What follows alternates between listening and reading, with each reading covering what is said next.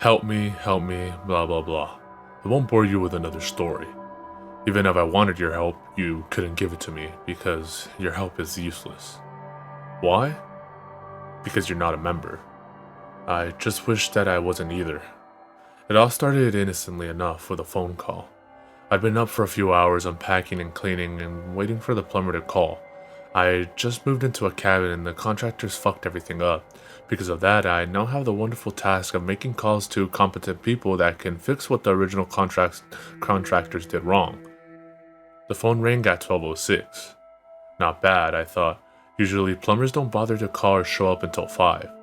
When I picked up the phone, I didn't even get a chance to say hello before a woman on the line told me to please hold for the next available operator.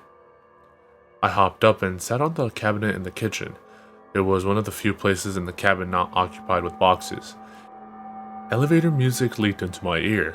I had started to drowse off when the music stopped and a piano chord that sounded like it was 3 notes that didn't quite go together played through the receiver twice.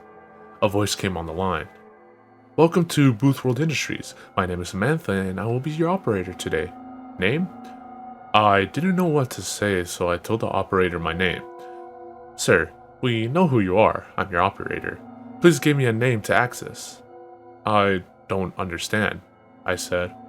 "It can be anyone, sir. We just need a name." Okay, I said. I made up a name. Harold Withers.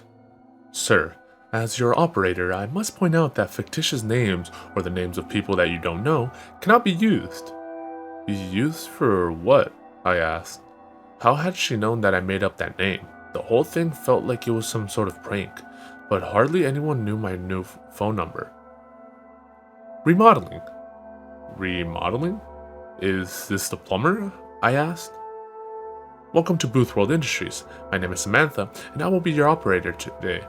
Name?" I took that as a yes and gave them the name of an old ex-girlfriend. Jessica Goodwin. I could hear the clicking of a keyboard on the other end of the phone.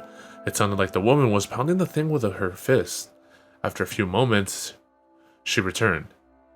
"Jessica Goodwin," she said. "Remodeling is scheduled for August 21st, 2015. Would you like to reschedule?"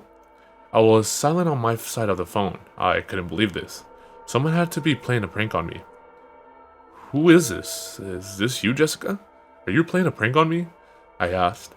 The woman didn't respond for a long time. I thought that whoever was on the other end of the phone was holding in a laugh. "Hello?" I asked. "Yes or no, sir?" The woman asked back. "Yes," I said, not understanding what the woman was asking. "I have a Tuesday appointment available. Would that work?" At this point, I thought I was going insane and that it actually was the plumbing company. "What about today?" I asked. "Do you have anything available for today?" "Normally we can arrange for a reschedule on such short notice, but today we had a cancellation. How does 3 o'clock work for you?" 3 o'clock is fine," I said. 3 o'clock it is then. Would you like a courtesy call?" "Sure." "Wonderful. We at Boothworld Industries say thanks and welcome to the club. You have a marvelous day."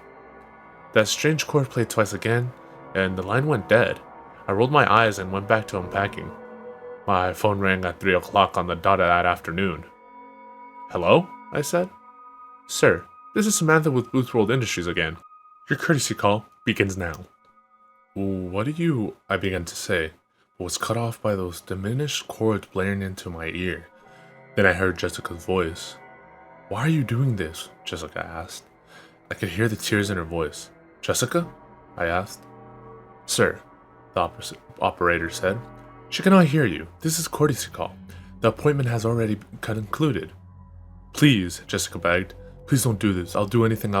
Jessica's voice choked off into a wheeze, and all I could hear on the other end of the phone was the rustling of clothing and more wheezing. Eventually it stopped, and someone picked up on the other end. "The scheduled work has been completed," a man's voice said. "We at Boothworld Industries say thanks and welcome to the club. You have a marvelous day." "Sir?" The operator came back on the line. "Was that to your satisfaction?"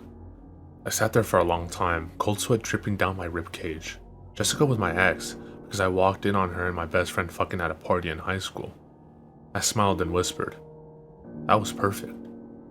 "Wonderful," the operator said. "We at Boothworld Industries aim to serve. Would you like to make another appointment? As I stared at the water leaking from the door of the dishwasher, I smiled even bigger. Yes, I said. Yes, I would. Name? Dan. I don't have a last name. He's a contractor. Dan Arenciabia. July 13th, 2032. Would you like to reschedule?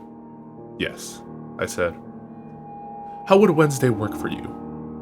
Didn't you say you had a Tuesday appointment available? I asked. I did, but unfortunately that slot has been filled by another member. Would Wednesday work for you? No, I said. I have a job interview that day. What about Thursday?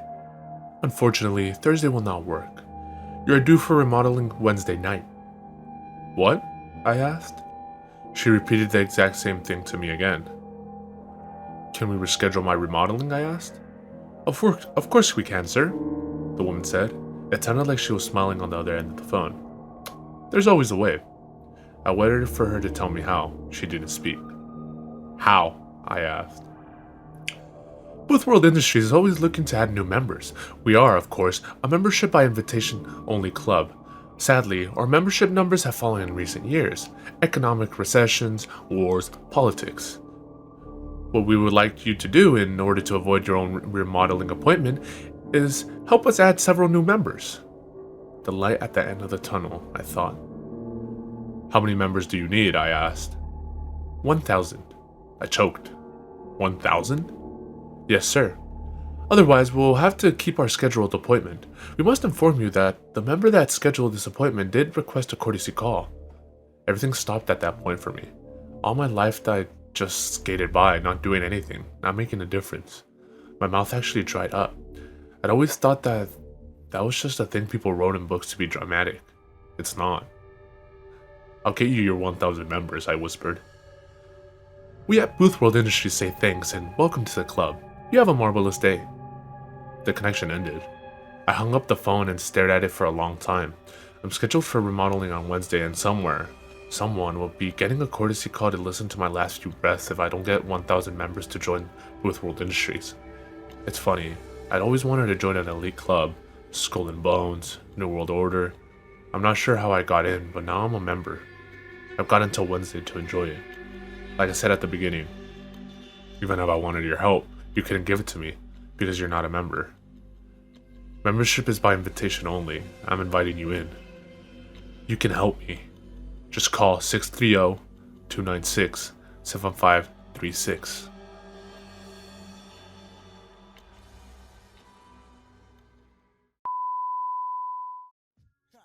In this little shop of horrors, that's how we get down.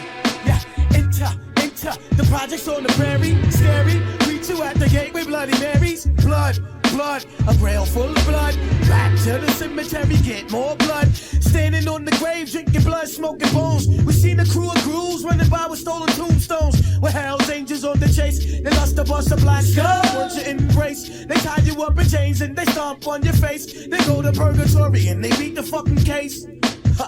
I look around, mad bodies being buried.